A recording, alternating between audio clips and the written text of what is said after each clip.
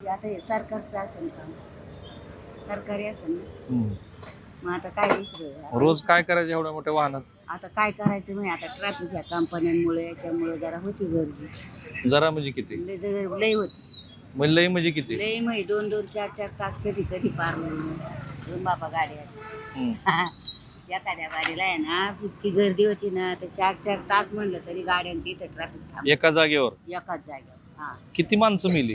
माणसं आता त्याचे कोणी आम्ही आमच्यासारख्यांनी कायला मापले घरात बसायचं कुठं काय होतं आम्हाला काय कळायचं निघाला असं बाहेर थोडं कुठं तरच. तू बाहेर कधी गेली ट्रॅफिक मध्ये अडकली असं झालं का? मुसले वेळा झाले. मग काय करायचं माहिती तू? मग मी काय करायची बसून राहायची गाडीत किती वेळ? जेव्हा येईन तेव्हा कधी 2-2, 3-3 तास राहायची गाडी. आणि त्यावेळेला लगविला वगैरे जायचं झाल्यावर लग वेळा जायचं झालं तर काय तसंच बसायचं त्याला काय करावं मोठ्याल्या गाड्यांनी. आता आमच्यासाठी काय एवढा प्रवास करीत यार. आणि पोरं शाळेला कशी जातात मग? कोणाची अशीच जायचं आई बापाने अशी कडकडला धरून निघायचं असं कडकडच धरून नाही? हा मग हा बरोबर जे आहे ते सांगते ना माणूस.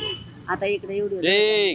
आमच्या काळामध्ये पहिले आहे ना इथं फार कुत्रू पण नव्हतं दिसत पण आता हे कंपन्या झाल्या सगळे वाढले. किती वर्षापासून?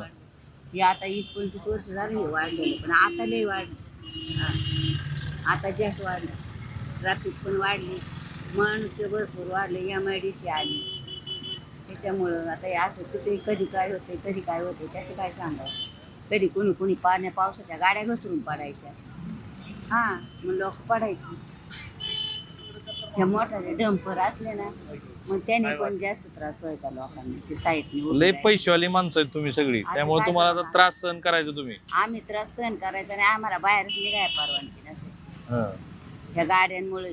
इथून पड्याला आमच्या सारख्याला जायचं म्हणलं ना तर असं तुमच्या सारख्याने धरायचं तेव्हा मग आम्ही पड्याला निघायचं वा. नाही तर इथंच थांबायचं.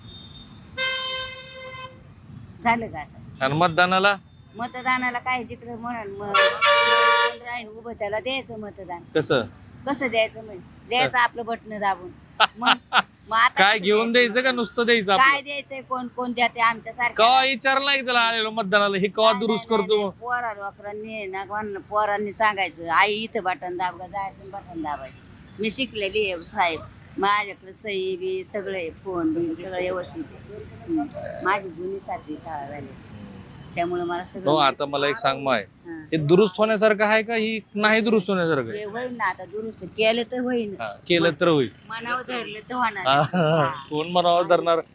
कोण ते उद्योग मंत्री माहितीये का आज कोणतरी येणार होतं? काय ते नाही माहिती बाबा मला. शिकलेली आहे माहिती म्हणून म्हणलं मी तुला. शिकलेली माहिती आहे मी पण आता ते आज काय माहिती आहे आपल्याला एवढं शिकलेली जरी असली तरी कायला टीव्ही बघा ते कोण नियमाने पेपर वाचत. मूळ मुद्दा काय आहे की इच्छाशक्ती आहे त्या इच्छाशक्तीचा तुम्ही काही वापर करणार आहात की नाही हा खरा प्रश्न आहे. आणि त्यामुळे हे असं दिसतंय तात्पुरत्या स्वरूपाची डागडुजी आणि तात्पुरतं काहीतरी उपाययोजना आणि दरवेळेला चाकांचा विषय. थांबूया पण इथे. फार वाईट आहे की अशा पद्धतीनं जर काम चालत असेल आपलं हे ढिग आणि हे सगळं दाखवतात की किती बेफिकिरी आहे आपली. महाराष्ट्रातली नंबर 1ची MIDC आहे. थांबूया.